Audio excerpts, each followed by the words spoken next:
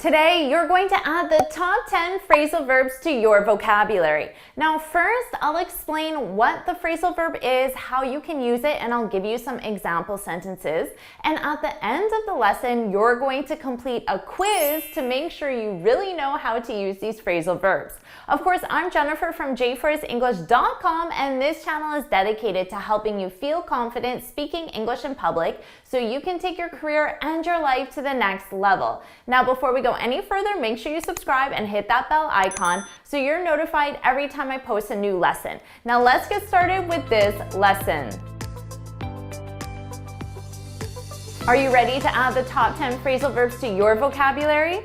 Number 1, to ache for. To ache for. This is a very nice romantic phrasal verb. Now, we really use this in the context of a romantic relationship, so make sure you use that appropriately. And to ache for something or someone is when you really, really want that something or someone. For example, he was lonely and aching for love. So this is perhaps a little more of a poetic phrasal verb. You will probably hear it in novels, stories, movies, TV. He was aching for love. So maybe you won't use that in your vocabulary, but you'll likely hear it in romance movies or romance novels. Now, you may be more likely to use ache for someone.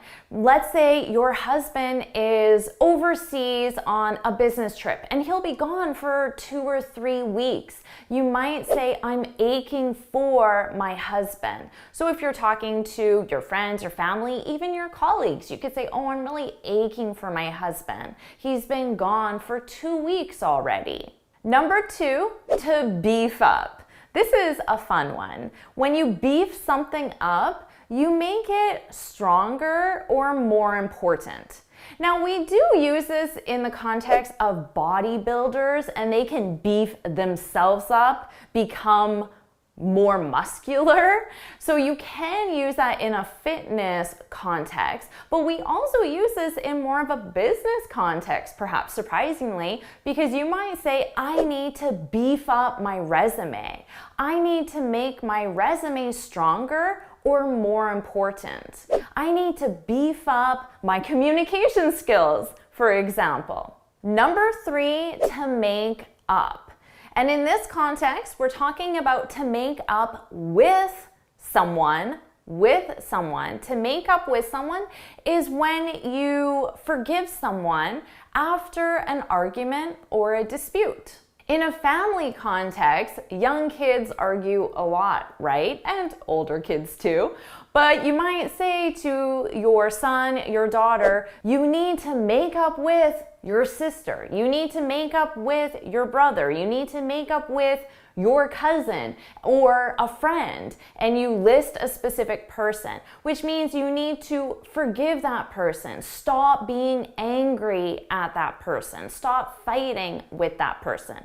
So we definitely use this in a social context, a family context, but you can absolutely use this in a professional context. Coworkers fight as well. There are disagreements in companies. So you might say to one coworker, Sally, you need to make up with Mark. You work on the same team. You have to get along. You need to make up with each other. Number 4, to nail down. This is when you understand the exact details of something, or you get a firm decision on something. So let's say you're planning a conference and you have a general idea of the conference. It will take place in summer. It will be on this general topic or theme.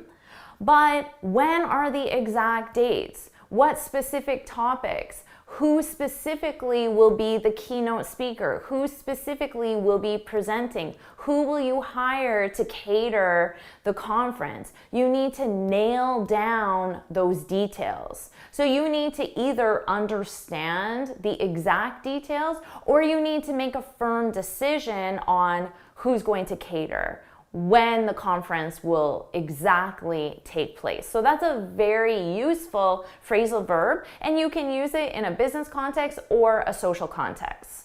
Number 5, to open up. When you open up to someone, you talk very freely about your feelings or your emotions, things that make you quite vulnerable, things you probably don't share with everybody. For example, after years, she finally opened up about his death. So for many years, there was this tragic death perhaps, and she didn't really talk about it. She didn't talk about her feelings about the death. But then after years, she opened up. She started talking freely about how she felt, the circumstances, how she's dealing with it, those types of things, her inner feelings and emotions. Now notice I didn't use to someone. I could say she opened up to her family about his death. So you have about and then the specific topic, and to and the specific people.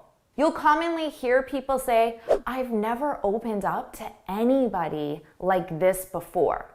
If someone says that to you, they're basically saying they feel very comfortable around you. They feel like they can share their inner thoughts, feelings, emotions.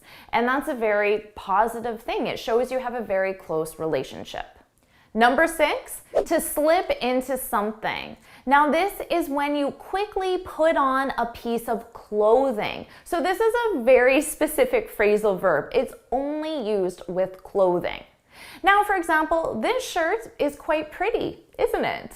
But let's be honest, it's not the most comfortable shirt. So after I'm done recording this video, I'm going to slip into a t-shirt. I'm going to put on a t-shirt. Or if it's first thing in the morning and you're in your house coat, but then you hear your doorbell, you might quickly slip into some sweatpants and answer the door. So it's simply another way to say put on. Number 7, to stand by something. When you stand by something, it's used to show that you still support or believe something. So I might say we stand by our opinion that interest rates need to increase. So that's my opinion, that's my belief. Interest rates need to increase. I stand by that. I still support that. I still believe that. So you'll hear this a lot from people in power, politicians, executives in business. They'll have an opinion, have a belief, and then they'll state, I stand by that, to let you know they still believe that specific opinion. Do you stand by that, and if so, why? I stand by that. Yes, I stand by that. And the reason simply is... Now, we also use this with stand by someone. When you stand by someone, it means that you support someone, usually when something negative has happened. So let's say that your coworker was accused of stealing from the company, but you know your coworker didn't do it. You might say, I stand by her. I stand by her, which means you're going to support her in this difficult time. Number 8, to wind down. To wind down. This is an excellent phrasal verb because it means to relax after a busy or stressful day. So you might say, I always read at the end of the day to wind down. To help me wind down, I always read at the end of the day, or I go for a walk after work to wind down. So it just means to relax, but it's another way of saying it, and it implies that you were very busy or stressed out, to wind down. Number 9, to zone out. This is when you stop paying attention for a short period of time. Now, we've all done this, especially when we were kids in school and your teacher's talking and you just zone out. Now, generally people zone out because they don't have interest in a particular topic. For example, whenever people talk about sports, I zone out. I just stop listening and I start thinking about something else in my own head and I'm not listening to the conversation about sports. I zone out. I stop paying attention. But then when the conversation changes, I'll pay attention again. So it's always for that short period of time. Number 10, to turn in. This is a very useful phrasal verb because it simply means to go to bed. It's another way of saying to go to bed, and it's very common. So of course you can say, I'm tired, I'm going to bed. But you can also say, I'm tired, I'm going to turn in. I'm going to turn in. And it's extremely commonly used, so I suggest you use it. You can use it as a suggestion. Hey, it's getting late and you have that job interview tomorrow. You should turn in. You should go to bed. Or you can use it in question form as well. What time did you turn in? What time did you go to bed? And now you have 10 new phrasal verbs added to your vocabulary to help you sound fluent and natural. And now it's time for your quiz. So here are the questions. Of course, hit pause, take as much time as you need, and when you're ready, hit play and I'll share the answers. So you can go ahead and hit pause now. How'd you do on that quiz? Well, let's find out. Here are the answers. Go ahead and hit pause and figure out how you did.